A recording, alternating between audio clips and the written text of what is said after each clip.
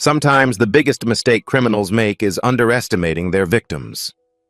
On a scorching Tuesday afternoon in Desert Springs, Arizona, two police officers handcuffed a black woman outside Miller's Corner grocery store, convinced they'd caught another shoplifter. The theft alarm had sounded. Drugs were found in her purse. Case closed. Just another day of easy arrests in their corrupt little kingdom. But as the handcuffs clicked shut, Beverly Shaw didn't panic. She didn't protest. She simply noted the officers' badge numbers, memorized their faces, and activated the recording device hidden in her phone. Because Beverly Shaw wasn't just another victim of small-town racism. She was an FBI agent with 20 years of federal law enforcement experience, and she'd just walked into the biggest corruption case of her career. If you're watching this, please subscribe and let me know where you are watching from. What happened next would destroy a 30-year criminal empire and prove that justice has no color, only truth. The fluorescent lights buzzed overhead as Beverly Shaw moved through the narrow aisles of Miller's Corner, her cart containing nothing more suspicious than bottled water, protein bars, and a local newspaper. She'd been in Desert Springs for 3 days, maintaining her cover as a freelance consultant while gathering intelligence on what the FBI suspected was a major drug trafficking operation. Behind the counter, store owner Pete Miller watched her every move through the convex security mirror, his weathered fingers drumming nervously against the register. His eyes tracked her with the kind of intensity reserved for someone he'd already decided was guilty. Beverly noticed the surveillance but kept her movements casual, professional. 20 years with the Bureau had taught her to read a room, and this room screamed of something deeper than simple prejudice. The way Miller's hand hovered near his phone, the suspicious glances toward the back office, the fact that this particular store sat directly on the route she'd identified as a key smuggling corridor. She approached the counter with her items, offering a polite smile. "Just these, please." Miller's hands shook slightly as he rang up her purchases. $37.43. Beverly handed him exact change, thanked him, and headed for the exit. The theft alarm shrieked the moment she crossed the threshold. Beverly stopped, genuinely confused. She knew with absolute certainty she hadn't taken anything. But as she turned back toward the store, she saw Miller already reaching for his phone, and she realized this wasn't an accident. This was a setup. The police cruiser arrived with suspicious speed, as if it had been waiting around the corner. Officer Davis stepped out first, a thick-set man whose uniform strained against his gut, followed by his partner, Deputy Miller, a younger officer whose nervous energy suggested he was new to whatever game they were playing. Beverly raised her hands slightly, keeping them visible. "Officers, I think there's been a misunderstanding. The alarm went off, but I didn't take anything." "Ma'am, we need you to step away from your vehicle," Davis commanded, his hand resting on his belt near his weapon. His tone carried the weight of someone accustomed to being obeyed without question. "Of course." Beverly complied immediately, her FBI training kicking in. De-escalate, gather information, document everything. "I'm happy to cooperate. Would you like to search my bags? You'll see I only have what I paid for." Deputy Miller shifted uncomfortably, glancing between his partner and Beverly. "Maybe we should just—" "We'll handle this, Miller," Davis cut him off sharply. He stepped closer to Beverly, invading her personal space. "Ma'am, we're going to need to search your bags and your vehicle, and we're going to need to see some identification." Beverly reached slowly for her purse, every movement deliberate and non-threatening. But as she pulled out her wallet, she caught Davis exchanging a look with store owner Pete Miller, who was watching from his doorway. A look that said they'd done this before. "Ma'am, I'm going to need you to turn around and place your hands on the vehicle." The metal of the patrol car hood burned against Beverly's palms as Officer Davis pressed her forward, the desert heat radiating through the steel. She kept her breathing steady, her mind cataloging every detail. The way Davis positioned himself to block the security camera's view, how Deputy Miller kept glancing nervously at the store, the fact that neither officer had actually examined her receipt or the items she'd purchased. "You carrying anything illegal? Weapons? Drugs? Anything that's going to stick me?" Davis asked, his hands already moving toward her purse. No, sir. Nothing like that. Davis dumped the contents of her purse onto the hood with unnecessary force. Wallet, keys, phone, lip balm, breath mints. The mundane contents of a woman's everyday life. But as he rifled through her wallet, Beverly noticed something that made her blood run cold. A small plastic baggie fell from between her credit cards. "Well, well, well," Davis said loudly, holding up the baggie for his partner to see. "Look what we have here, Miller. Looks like crystal meth to me." Beverly's mind raced. She knew that baggie hadn't been in her wallet, which meant they'd planted it during the search, probably palmed it from Davis's pocket when he'd crowded against her. "That's not mine," she said calmly. "I've never seen that before in my life." "That's what they all say," Davis replied with practiced indifference. "Ma'am, you're under arrest for possession of a controlled substance and theft. You have the right to remain silent." As the handcuffs clicked around her wrists, Beverly made mental notes of everything. The badge numbers, the patrol car's unit designation, the way Deputy Miller couldn't meet her eyes, the fact that this entire encounter had taken less than 15 minutes from start to finish. They'd done this before, probably many times, but they had no idea who they were dealing with. The Desert Springs police station looked exactly like what it was, a small-town operation that had grown too comfortable with its own power. Faded motivational posters about community service hung next to newer ones about drug interdiction, creating an ironic juxtaposition that wasn't lost on Beverly. During the booking process, she observed everything with the trained eye of a federal agent. The way officers moved through the building with the casual confidence of people who knew they wouldn't be questioned. The expensive equipment that seemed out of place in a department serving a town of 8,000 people. The multiple phones on the desk sergeant's table, including what looked like encrypted satellite communication devices. "One phone call," Officer Davis said, pushing a grimy handset toward her. "Make it count." Beverly dialed her cover contact, a Phoenix attorney named Janet Coleman, who served as her emergency backup. But after 3 rings, the call went to voicemail. "Problem with your lawyer?" The voice came from behind her, deep and gravelly with the confidence of 3 decades in law enforcement.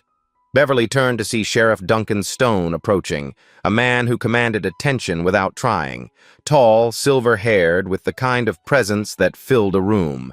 His uniform was perfectly pressed, his boots gleamed, and his badge caught the fluorescent light like it was made of real gold. "Sheriff Stone," Davis said, straightening unconsciously. "We brought in a suspect for possession and theft."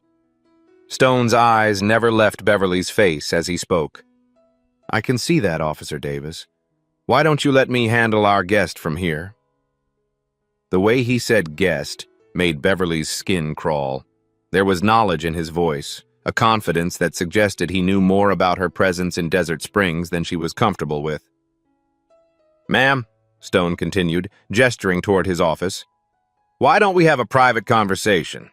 I think we have quite a lot to discuss." Sheriff Stone's office was a shrine to 3 decades of law enforcement. Commendations covered one wall. Photographs of him with governors and senators covered another. Behind his desk, an American flag stood next to the Arizona state flag, both perfectly positioned to frame anyone sitting in his chair. Beverly remained standing as Stone settled behind his desk, studying her with the patient attention of a predator sizing up prey. "You know," Stone began, leaning back in his leather chair, "we don't get many visitors in Desert Springs, especially not visitors who pay for their groceries with federal credit cards." Beverly's heart rate spiked, but she kept her expression neutral.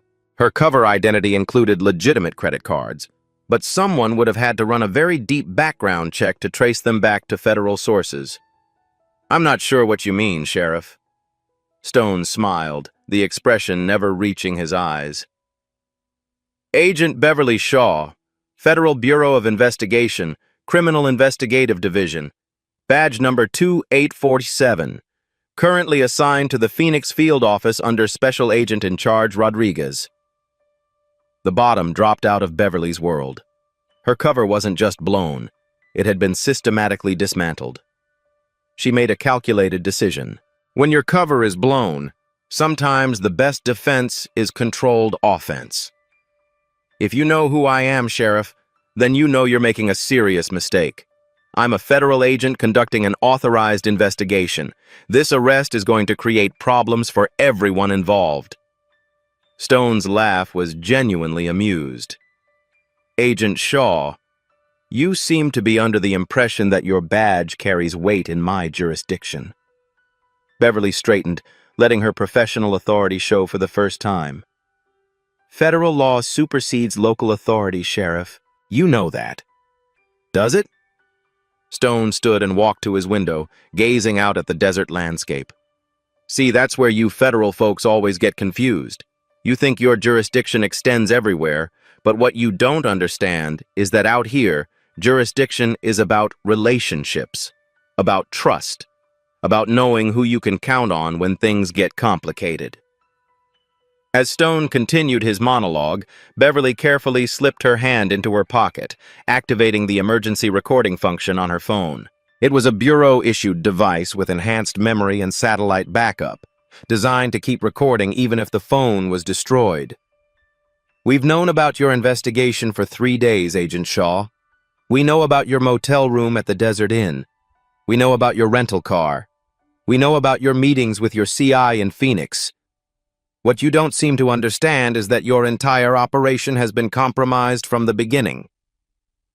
Stone turned back to face her, his expression now deadly serious. Here's what's going to happen. You're going to be processed on the possession charge. You're going to plead guilty to avoid a trial.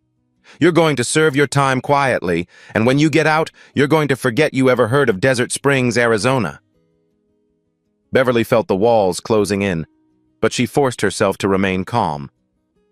And if I refuse? Stone's smile returned, cold and predatory. Agent Shaw, you're not in Kansas anymore. Out here, federal agents can disappear just as easily as anyone else. Stone returned to his desk and opened a manila folder, spreading photographs across the surface like a dealer laying out cards. Beverly's blood ran cold as she recognized aerial surveillance photos of remote desert locations, vehicles she'd been tracking, and people she'd identified as suspects. Recognize these? Stone asked conversationally. That's the Patterson Ranch, where your CI told you we store inventory. Those vehicles belong to the Morales family, who you've been investigating for cross-border trafficking. And that gentleman there is Carlos Vega, who you suspect is our connection to the Sinaloa cartel. Each photograph felt like a punch to Beverly's stomach. Not because they revealed classified information that could be explained by corruption within her own chain of command. What terrified her was the casual way Stone displayed them, as if her entire investigation was nothing more than an amusing game. How long have you known? Beverly asked quietly. Agent Shaw, we've been running this operation for 30 years. We've survived federal task forces, DEA raids, state police investigations, and congressional inquiries. Did you really think one lone FBI agent was going to bring us down? Beverly straightened her shoulders. I took an oath, Sheriff. I'm not walking away from that oath because you've managed to corrupt a few federal contacts. Stone's expression shifted, the mask of civility slipping for just a moment. Agent Shaw, you don't understand the scope of what you're dealing with. This isn't about corrupting a few contacts. This is about understanding that some operations are too big to fail. He leaned forward, his voice dropping to barely above a whisper. You can't fathom the network we've built. Judges, prosecutors, federal agents, state legislators. Even your own Special Agent Rodriguez has been very cooperative when we've needed favors. Beverly felt the recording device in her pocket, still running, capturing every word. So I'll ask you one more time, Agent Shaw. Are you going to be reasonable, or do we need to explore other options? The holding cell smelled of disinfectant and despair. Beverly sat on the narrow bench, processing everything she'd learned. Her investigation was compromised, her backup contacts were potentially corrupted, and she was trapped in a small town where the sheriff apparently controlled more than just local law enforcement. The heavy door clanged open, and a guard escorted in another woman. Mid-50s, weathered by desert sun and hard work, with the kind of quiet dignity that comes from facing life's challenges without complaint. "Martha Williams," the woman introduced herself quietly once the guard left. "Local resident for 28 years, and you're the FBI agent who's been stirring up the hornet's nest." Beverly studied Martha carefully. "Word travels fast in a small town." "Honey, word travels exactly as fast as Sheriff Stone wants it to travel." Martha settled on the opposite bench, her voice dropping to barely above a whisper. "But sometimes word travels through other channels, too." For the next few minutes, they sat in careful silence, both women understanding that their conversation was likely being monitored. Finally, Martha began speaking about seemingly innocuous topics: the weather, her job at the local diner, her concerns about young people leaving town. But embedded in her casual conversation were details that made Beverly's pulse quicken. References to delivery trucks that arrived at odd hours. Mentions of storage facilities that employed no local workers. Observations about business meetings that happened in the desert at night. "The thing about small towns," Martha concluded, her eyes meeting Beverly's directly, "is that people notice things, and some of us have been noticing for a very long time." Beverly understood. Martha Williams wasn't just another local resident. She was a potential witness, someone who'd been documenting the corruption for years. "If someone hypothetically had evidence," Beverly asked carefully, "would they be willing to share it with the right people?" Martha's smile was grim but determined. If those right people could guarantee protection and justice, that someone might be very interested in sharing what they know. 2 hours later, Beverly was granted her second phone call. The guard led her to the same grimy phone she'd used earlier, but this time Sheriff Stone stood nearby, making no attempt to hide the fact that he was listening. Beverly dialed the FBI Phoenix field office, her fingers steady despite the circumstances. Special Agent Rodriguez answered on the second ring. "Rodriguez here." "Agent Rodriguez, this is Beverly Shaw. I need to report a situation." "Shaw." Rodriguez's voice was carefully neutral. "Where are you calling from?" "Desert Springs Police Department. I've been arrested on false charges and my investigation has been compromised." Beverly chose her words carefully, knowing Stone was analyzing every syllable. "I see. What's your current status?" "I'm being held on possession charges. Sir, I need immediate backup and legal representation. The situation here is more complex than we initially assessed." There was a pause on Rodriguez's end. "Agent Shaw, are you certain about your assessment of the situation?" Beverly took a deep breath. It was time to activate the emergency protocol she hoped she'd never need. "Sir, the weather conditions have deteriorated significantly. I'm requesting immediate implementation of Desert Storm protocols." Another pause. Desert Storm was the code phrase for a federal agent in mortal danger, requiring immediate extraction and backup. Rodriguez would understand that Beverly wasn't just requesting help. She was signaling that her life was in immediate danger. "Understood, Agent Shaw. Desert Storm protocols will be implemented within 48 hours. Maintain your position and await further contact." "Thank you, sir." Beverly hung up the phone, acutely aware of Stone's presence behind her. She turned to face him, keeping her expression as neutral as possible. "Feel better?" Stone asked with mock concern. "I've notified my superiors of the situation. They'll be sending representation." Stone nodded thoughtfully. "Agent Shaw, you have such touching faith in bureaucracy, but you're about to learn that bureaucracy moves very slowly when the right people want it to move slowly." As the guard escorted her back to the holding cell, Beverly clung to one hope, that Rodriguez had understood her message and that help was truly coming. Because if the Desert Storm protocol failed, she was completely on her own in a town where federal law apparently meant nothing. An hour after her phone call, Beverly was brought back to Stone's office. This time he was relaxed, almost celebratory, a bottle of expensive whiskey open on his desk. "Agent Shaw, I thought you might want to understand exactly what you've stumbled into before your colleagues arrive to collect you." Beverly remained silent, her hand positioned near her pocket where the recording device continued to operate. Stone poured himself a drink and gestured to a map of Arizona pinned to his wall. Red pins marked locations throughout the southern part of the state. 30 years, Agent Shaw. 30 years of building something magnificent. We started small, just looking the other way when certain vehicles crossed certain checkpoints. But vision, real vision, requires thinking bigger. He moved to the map, pointing to various locations. Patterson Ranch for storage and distribution.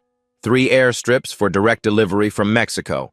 Processing facilities disguised as agricultural operations. A network of law enforcement, judicial, and political contacts stretching from here to Phoenix to Washington. Beverly watched in amazement as Stone detailed his criminal empire with the pride of a successful businessman describing his company's growth. Do you know what our annual gross is, Agent Shaw? $57 million. We move more product through this corridor than the next 5 operations combined. And it's all possible because we understand that law enforcement isn't about enforcing laws, it's about controlling territory. Stone returned to his desk, savoring his whiskey. Your little investigation was doomed from the start because you thought you were fighting corruption. But this isn't corruption, Agent Shaw. This is evolution. This is law enforcement as it was always meant to be, profitable. The recording device captured every word, every detail, every admission of guilt. The next morning brought the phone call that shattered Beverly's remaining hope. Agent Shaw. Rodriguez's voice was cold, official, completely different from their conversation the day before. I'm calling to inform you that you've been suspended from active duty pending an internal investigation. Beverly gripped the phone harder. Sir, I don't understand. I activated Desert Storm protocols. I need immediate backup. Agent Shaw, there are no Desert Storm protocols in effect. Our review of your activities shows that you exceeded your authority, violated operational procedures, and failed to maintain proper communication with headquarters. The words hit Beverly like physical blows. Sir, that's not accurate. I was following approved investigative procedures under an authorized operation. Agent Shaw, the operation you were conducting was never officially authorized. You were told to conduct preliminary surveillance only. Instead, you pursued an active investigation without proper clearance or backup. Beverly's mind raced. She knew Rodriguez was lying, but she also understood what was happening. The corruption didn't just extend to local law enforcement. It reached into the FBI itself. Furthermore, Rodriguez continued, your arrest on drug possession charges raises serious questions about your judgment and reliability. The Bureau cannot provide assistance to agents who may have violated federal law themselves. Sir, those charges are fabricated. The drugs were planted by local police. That's your allegation, Agent Shaw. But given the circumstances, the Bureau has decided to distance itself from your situation until the matter can be thoroughly investigated. The line went dead. Beverly stared at the phone in her hand, understanding with crystalline clarity that she was completely alone. The FBI had abandoned her. The local authorities were corrupt, and everyone who might have helped her was either compromised or too far away to matter. For the first time in her career, Special Agent Beverly Shaw was truly on her own. The man who entered the consultation room introduced himself as David Harrison, attorney at law. He wore an expensive suit that seemed out of place in the Desert Springs police station, and his briefcase bore the logo of a prestigious Phoenix law firm. Ms. Shaw, I've been retained to represent you in this matter. Beverly studied him carefully. I didn't retain any attorney. Who's paying your fees?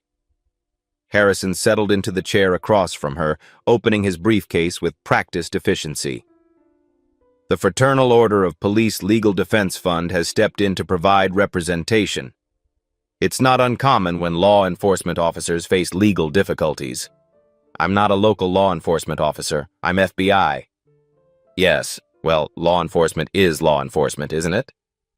Harrison's smile was as artificial as his concern. Now, I've reviewed your case, and I believe we can resolve this matter quite simply. He placed a document on the table between them. Beverly scanned it quickly, her blood pressure rising with each line. This is a guilty plea agreement. Yes. You plead guilty to simple possession, receive a suspended sentence with community service, and the matter is resolved. Clean and simple. Beverly pushed the document back across the table. I'm not pleading guilty to charges based on planted evidence. I want this case to go to trial. Harrison's expression shifted, the mask of professionalism slipping slightly. Ms. Shaw, I don't think you understand the complexities of your situation. A trial would be inadvisable. Because the evidence would show I'm innocent? Because trials can be unpredictable. Evidence can be misinterpreted. Witnesses can be unreliable. Judges can be... Harrison paused, choosing his words carefully. Influenced by factors beyond the courtroom. Beverly understood. The entire legal system in Desert Springs was compromised. Furthermore, Harrison continued, your own agency has declined to provide support. The FBI has effectively disavowed your actions. Fighting this case alone without federal backing would be professional suicide. Beverly looked at the guilty plea agreement again, understanding that it wasn't just a legal document. It was a trap designed to silence her permanently. I need time to consider this. Harrison's smile returned, cold and predatory. Of course. But don't take too long, Ms. Shaw. Justice delayed is justice denied, after all.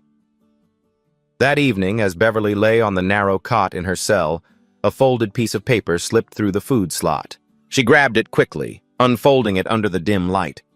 I know you're innocent. I have proof. Tomorrow during visiting hours. Trust no one else. J.T.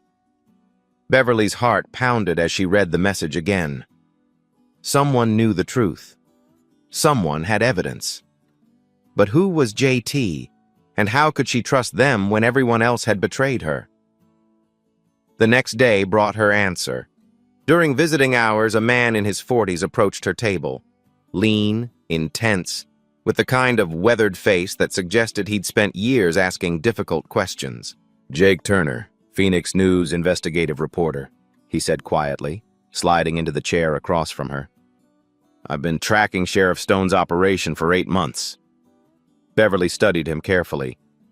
How do I know you're not another one of Stone's people? Turner placed a manila envelope on the table. Because if I were working for Stone, you'd already be dead. The blunt statement sent a chill through Beverly, but Turner's eyes were steady, serious. I've been investigating corruption in rural Arizona law enforcement. Stone's name kept coming up in connection with drug trafficking, money laundering, and witness intimidation. When you arrived in town 3 days ago, I started following the story. Turner opened the envelope slightly, revealing photographs and documents. I have pictures of the drug storage facilities, financial records showing unexplained wealth among local officials, testimony from 3 former deputies who quit rather than participate in Stone's operation. Why are you here? Why help me? Because I've been waiting for someone with your credentials to arrive. Someone who can't be dismissed as a local troublemaker or a disgruntled ex-employee. Someone whose federal status gives their testimony weight. Turner leaned forward, lowering his voice. But more importantly, because I have connections Stone doesn't know about. Judge Wilson, retired federal judge who moved here for his health. He still has emergency judicial powers, and he's been waiting for the right case to clean up this town. Beverly felt the first spark of genuine hope she'd experienced since her arrest. What do you need from me? The meeting took place in Judge Wilson's modest adobe home on the outskirts of Desert Springs. The retired federal judge was in his 70s, but his mind was sharp and his commitment to justice unwavering. Agent Shaw, Wilson said, studying the evidence spread across his dining room table. What you've gathered, combined with Mr. Turner's independent investigation, presents a compelling case for federal intervention. Beverly watched as Wilson examined her recorded confession from Stone, Turner's surveillance photographs, and Martha Williams' documented observations of criminal activity. The challenge, Wilson continued, is that Stone controls the local judicial system, and your own agency has been compromised. We need a mechanism to bypass both local and federal bureaucracy. Turner leaned forward. Judge, you still have emergency powers to convene special proceedings, correct? I do. In cases involving ongoing threats to public safety, I can order immediate hearings and authorize emergency broadcasts to ensure public awareness. Beverly felt the pieces clicking together. You're talking about a public hearing, live television coverage. Exactly, Wilson nodded. Stone's power depends on secrecy and isolation. But if we expose his operation in front of a live audience, with documented evidence and recorded confessions, even his political connections won't be able to protect him. Turner pulled out his phone. Phoenix News has broadcast capability. We can stream live coverage directly to our website and social media platforms. Once the story breaks nationally, it becomes impossible to suppress. Wilson gathered the evidence into organized stacks. Agent Shaw, I can schedule an emergency judicial review for tomorrow afternoon. You'll present your evidence. Turner will provide corroborating testimony, and Martha Williams can describe what she's witnessed over the years. Beverly felt a surge of hope mixed with fear. Stone won't let this happen quietly. He'll try to stop us. Which is why we're moving fast, Turner replied. By the time Stone realizes what's happening, we'll already be broadcasting live to thousands of viewers. Wilson's expression was grim but determined. Agent Shaw, 30 years of corruption is about to end. But you need to understand, once we start this process, there's no going back. Stone will do everything in his power to stop us. Beverly woke to the sound of keys rattling in her cell door. Officer Davis stood in the corridor, his expression grim. Shaw, you're being transferred to county lockup in Phoenix. Transport leaves in 1 hour. Beverly's blood ran cold. The hearing was scheduled for that afternoon. If she was transferred to Phoenix, she'd miss her chance to expose Stone's operation. What's the reason for the transfer? Overcrowding, Davis replied without conviction. County has better facilities for federal prisoners. Beverly knew it was a lie. Desert Springs had held her for 3 days without any mention of overcrowding. This transfer was Stone's way of removing her from the equation permanently. As Davis escorted her to the processing area, Beverly caught sight of Stone in his office, speaking on the phone. His body language was agitated, aggressive, the posture of a man whose carefully constructed empire was under threat. During processing, Beverly was allowed one final phone call. She dialed Turner's number, praying he would answer. Turner here. It's Beverly. They're transferring me to Phoenix in an hour. The hearing, we know. Wilson's already filed emergency papers to block the transfer, but Stone's people are fighting it. We might have a narrow window. Beverly lowered her voice as Davis approached. If something happens to me during this transfer, nothing's going to happen. We've notified federal authorities, state police, and media contacts. Too many people are watching now. But as Beverly was led to the transport vehicle, she saw the driver, Deputy Miller, Stone's most loyal enforcer.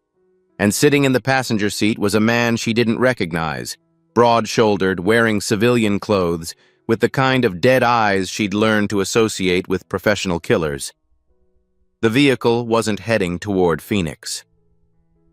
Beverly could tell from the sun's position that they were driving south toward the desert where bodies could disappear forever.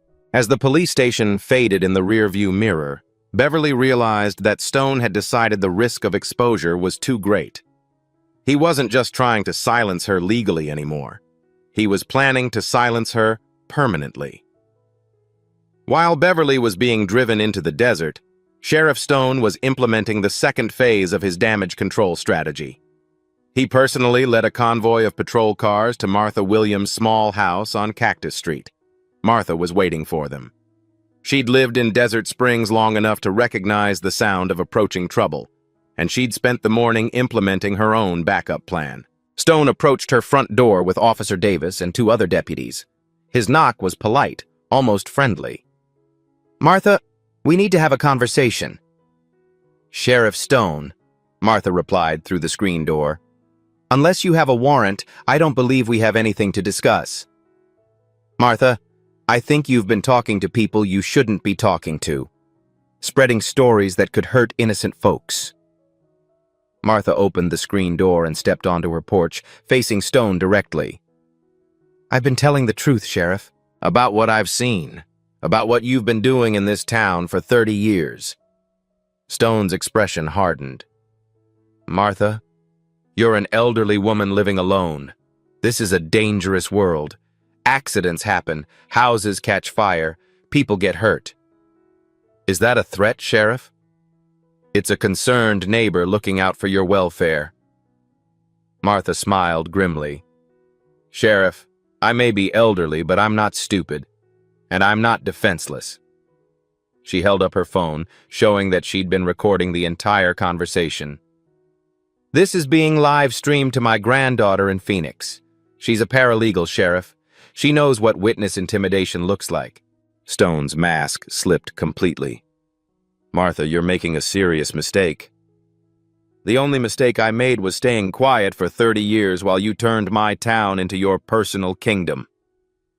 Stone gestured to his deputies, and they began surrounding the house. But as they moved into position, smoke began rising from Martha's backyard. What the hell? Stone began. Insurance fire, Martha said calmly. Amazing how quickly old newspaper burns, along with 30 years of photographs, documents, and evidence. Unless, of course, you'd like to retrieve it all before it's destroyed. Stone realized he'd been outmaneuvered. Martha had created a situation where he either had to let the evidence burn or reveal how desperately he wanted to destroy it. But the fire also meant Martha's house was no longer safe, and neither was Martha. The patrol car turned off the main highway onto a dirt road that led deeper into the Sonoran Desert. Beverly had been calculating distance and direction, and she knew they were nowhere near Phoenix. Through the bulletproof barrier separating her from the front seat, she could hear Deputy Miller talking on his radio. Unit 7 to base. Packages secure. Delivery in 15 minutes. Copy, Unit 7. Boss is waiting. Beverly tested her handcuffs, finding them properly secured. Her FBI training had included escape and evasion techniques, but the reality of being shackled in the back of a moving vehicle made those theoretical lessons feel inadequate. The car slowed and turned into what appeared to be an abandoned ranch compound. But as they approached the main building, Beverly could see signs of recent activity. Tire tracks, security cameras, and most tellingly, the kind of industrial ventilation system that suggested serious chemical processing. This wasn't just a storage facility. This was the heart of Stone's operation. Deputy Miller parked near the main building and killed the engine. The civilian who'd been riding shotgun, Beverly now noticed the outline of a shoulder holster under his jacket, got out and opened her door. End of the line, Agent Shaw. As they escorted her toward the building, Beverly noticed details that confirmed her worst fears. This was a professional operation. Multiple escape routes, sophisticated security equipment, and most ominously, what looked like a crematorium smokestack behind the main structure. Sheriff Stone was waiting inside. But this wasn't the polished professional she'd encountered at the police station. This was Stone in his natural environment, surrounded by millions of dollars worth of cocaine, methamphetamine, and heroin. Agent Shaw, welcome to the Real Desert Springs Police Department. The warehouse stretched for hundreds of yards, filled with industrial equipment for drug processing and packaging. Beverly counted at least 20 workers, all armed, all watching her with the dispassionate interest of people accustomed to violence. Impressive, isn't it? Stone gestured to the operation around them. 30 years of careful planning and strategic investment. From this facility, we supply product to dealers from Phoenix to Los Angeles to Denver. Beverly understood that she was seeing Stone's true confession, not the partial admissions he'd made in his office, but the full scope of his criminal empire. And she understood that witnesses to this level of revelation didn't leave alive. Stone led Beverly through his criminal empire with the pride of a CEO showing off a successful corporation. The warehouse was divided into distinct sections, processing, packaging, storage, and distribution. Each area operated with military precision. "This is where raw product arrives from our partners in Mexico," Stone explained, gesturing to a loading dock where workers unloaded unmarked trucks. "We process it here, package it there, and distribute it through a network that reaches 14 states. Beverly forced herself to remain calm, even as she witnessed the scope of Stone's operation. But hidden in her pocket, her phone, which Stone's people had failed to confiscate thoroughly, was recording everything through an encrypted FBI application designed to function even when the phone appeared to be off. "The beauty of our operation," Stone continued, "is legitimacy. We use real businesses as fronts. The Patterson Ranch is a working cattle operation. Our trucking company has legitimate contracts with major retailers. Our airstrips serve private aircraft belonging to businessmen who've never been arrested." Stone paused at a computer terminal displaying financial information. "Our gross revenue last year was $57 million. Our net profit, after paying salaries, bribes, and operating expenses, was $38 million. "Bribes?" Beverly asked, encouraging him to continue. "Agent Shaw, you can't run an operation this size without understanding that government is just another business expense. Judges need retirement funds. Prosecutors need campaign contributions. Federal agents need consulting fees. Even your precious FBI has been remarkably accommodating when properly motivated." Stone turned to face her directly. "Agent Rodriguez has been feeding us information about federal investigations for 3 years. The DEA task force leader takes a monthly retainer to ensure raids happen when our facilities are empty. 2 federal judges and a U.S. attorney have been partners in this operation since its inception." Beverly felt sick, but she kept the recording running.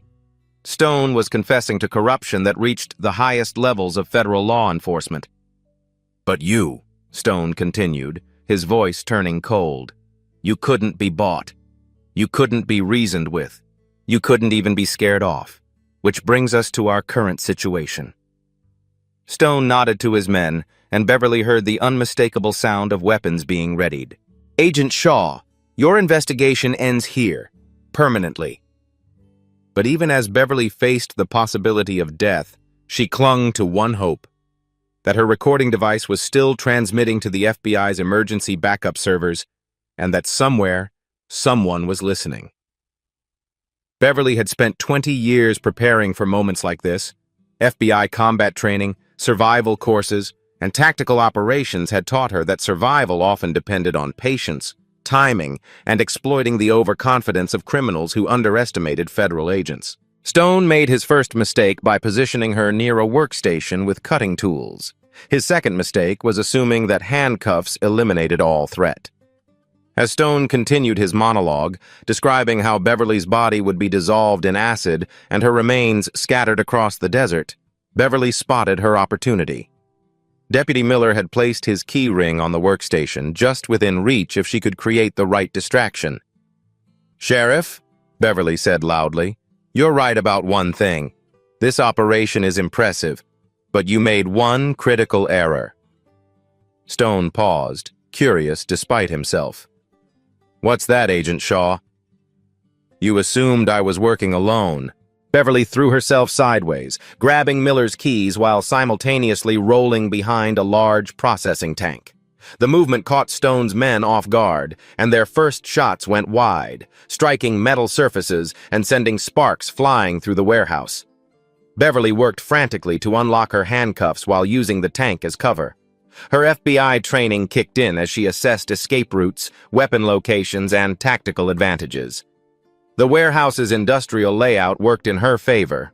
Pipes, machinery, and chemical storage tanks created a maze of cover that made it difficult for Stone's men to coordinate their attack. As gunfire echoed through the building, Beverly managed to reach a computer terminal. Her fingers flew across the keyboard, accessing the facility's communication system and connecting to the internet. She activated every emergency protocol she knew: FBI distress beacons, automated location transmitters, and most importantly, a direct upload of her recorded evidence to multiple federal databases. Within seconds, her location, Stone's confession and evidence of the entire operation were being transmitted to FBI headquarters, the DEA, the U.S. Attorney's Office, and Jake Turner's news organization. Beverly's phone, still hidden in her pocket, began receiving confirmation signals. The cavalry was coming. But she still had to survive long enough for help to arrive. Using her knowledge of industrial facilities, Beverly made her way toward the warehouse's emergency systems. If she could trigger the fire suppression system, the chaos might provide enough cover for her to escape. Stone's voice echoed through the warehouse. "Agent Shaw, you're only delaying the inevitable. There's nowhere to run out here." Beverly smiled grimly as she reached the fire suppression controls. "Sheriff, you're about to learn what inevitable really means." She pulled the alarm. 50 miles away in Phoenix, Jake Turner was receiving the digital treasure trove that Beverly had transmitted from Stone's warehouse. His hands trembled as he downloaded the files: audio recordings, financial documents, photographs, and most incredibly, video footage from inside the drug processing facility. "Get me live airtime," Turner shouted to his producer. "Emergency broadcast. Break into regular programming. This is national news." While within minutes, Phoenix News was interrupting its afternoon programming with a special report. "Good afternoon, I'm Jake Turner with Phoenix News, and we're bringing you breaking coverage of what may be the largest police corruption scandal in Arizona history." Turner's voice was steady, professional, but his eyes blazed with the intensity of a journalist who knew he was breaking the story of his career. "We have obtained exclusive recordings of Sheriff Duncan Stone of Desert Springs, Arizona, confessing to operating a drug trafficking empire worth nearly $60 million annually. These recordings were made by FBI agent Beverly Shaw, who has been held illegally by Sheriff Stone's department for the past 4 days." Turner played excerpts from Beverly's recording, Stone's voice filling television screens and internet streams across the state. 30 years of building something magnificent. We move more product through this corridor than the next 5 operations combined. Our gross revenue last year was $57 million. As Stone's voice continued detailing his criminal empire, Turner provided context and background. Sheriff Stone describes a network of corruption that includes federal agents, judges, prosecutors, and politicians at multiple levels of government. The broadcast was simultaneously streaming online, and social media platforms were exploding with shares, comments, and outrage. #Desert Springs corruption began trending nationally within minutes. Turner's phone was ringing constantly as news organizations across the country requested permission to rebroadcast the story. But Turner kept his focus on the most critical element. Beverly Shaw was still in mortal danger. "Agent Shaw is currently being held at an undisclosed location in the desert near Desert Springs. FBI tactical teams are en route, but time is critical." The broadcast included a live map showing Beverly's last known location, based on the GPS coordinates her phone had transmitted before going silent. Turner looked directly into the camera. "Sheriff Duncan Stone, if you're watching this broadcast, understand that your operation has been exposed to the world. The evidence has been transmitted to federal authorities, news organizations, and social media platforms. There is no containing this story." He paused, his voice growing harder. "Release Agent Shaw immediately. Surrender to federal authorities. Your 30-year empire is over." But even as Turner spoke those words, he knew that Stone, cornered and desperate, was more dangerous than ever. The FBI's Phoenix Tactical Response Team reached Stone's warehouse compound just as the fire suppression system Beverly had triggered was filling the building with chemical foam. Black SUVs surrounded the facility while helicopters circled overhead, their searchlights cutting through the desert twilight. Special Agent Martinez, the team leader, coordinated the assault through his headset. "All teams in position. Primary objective is Agent Shaw's safe recovery. Secondary objective is preservation of evidence and arrest of suspects." Beverly heard the helicopters first, then the amplified voice echoing across the desert. "Federal agents, this facility is surrounded. Exit the building with your hands visible." Inside the warehouse, Stone's carefully controlled empire was collapsing into chaos. Workers dropped their weapons and ran for exits, only to find federal agents waiting.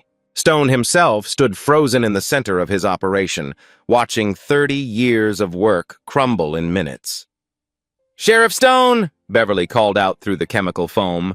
"You said I didn't understand the scope of what I was dealing with. You were right. I underestimated how thoroughly you'd be destroyed when the truth came out." Stone raised his weapon toward Beverly's voice, but federal snipers had already acquired their targets. Red laser dots danced across his chest as tactical teams moved into the warehouse. "Duncan Stone, you are under arrest for drug trafficking, money laundering, corruption of federal officials, and kidnapping of a federal agent." As handcuffs clicked around Stone's wrists, Beverly emerged from behind the processing equipment, her FBI credentials held high. "Agent Shaw," Martinez said with obvious relief. "Are you injured?" "I'm fine, but we need to move fast." Stone mentioned federal judges and prosecutors on his payroll. If we don't arrest them simultaneously, evidence will disappear and witnesses will be intimidated. Martinez nodded. "Already in motion. Coordinated arrests are happening in Phoenix, Tucson, and Washington, D.C. The Attorney General authorized emergency warrants based on your transmitted evidence." J.A. As Stone was led away in federal custody, Beverly looked around the warehouse that had nearly become her tomb. Boxes of drugs, millions in cash, and detailed records of the most extensive corruption network in Arizona history. Justice, Beverly thought, was about to be served on a massive scale. The arrests continued throughout the night as federal teams executed warrants across 3 states. Jake Turner's newsroom had become a war room, with reporters tracking developments in real time and broadcasting updates to a nation transfixed by the unfolding scandal. This is Jake Turner with continuing coverage of what we're now calling the Desert Springs Conspiracy. In the past 6 hours, federal agents have arrested 15 law enforcement officers, 3 federal judges, 2 U.S. prosecutors, 8 business executives, and 12 state and local politicians. The scope of Stone's network was staggering. Financial records seized from the warehouse revealed corruption payments totaling millions of dollars over 3 decades. Bank accounts from Switzerland to the Cayman Islands were being frozen as investigators traced the money trail. Judge Wilson, who had initiated the legal proceedings that gave federal agents jurisdiction to act, spoke to reporters from his Desert Springs home. "This investigation proves that corruption cannot survive transparency. When citizens demand accountability and law enforcement officers risk their lives for justice, no criminal enterprise is too powerful to fall." Martha Williams, safely relocated to federal protection, watched the arrests from a Phoenix hotel room. 30 years I've been waiting for this day," she told Turner in a phone interview. 30 years of watching good people leave town because they couldn't fight the system. Tonight, the system is fighting back. The national implications were enormous. The Attorney General announced the formation of a special task force to investigate corruption in rural law enforcement nationwide. Congressional committees scheduled emergency hearings. The Justice Department launched reviews of pending cases in jurisdictions where Stone's network had influence. Beverly, undergoing debriefing at the FBI Phoenix field office, watched the coverage with mixed emotions.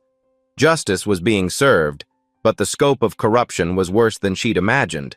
"Agent Shaw," Special Agent Martinez said, reviewing her preliminary report. "Your actions have exposed the largest law enforcement corruption network in modern U.S. history. The reverberations from this case will be felt for years." Beverly nodded, exhausted but satisfied. "Good. Maybe the next federal agent who stumbles into a corrupt system will find it a little easier to get help."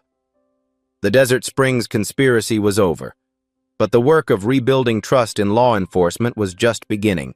2 weeks after the arrests, Desert Springs held its first town hall meeting in over a decade.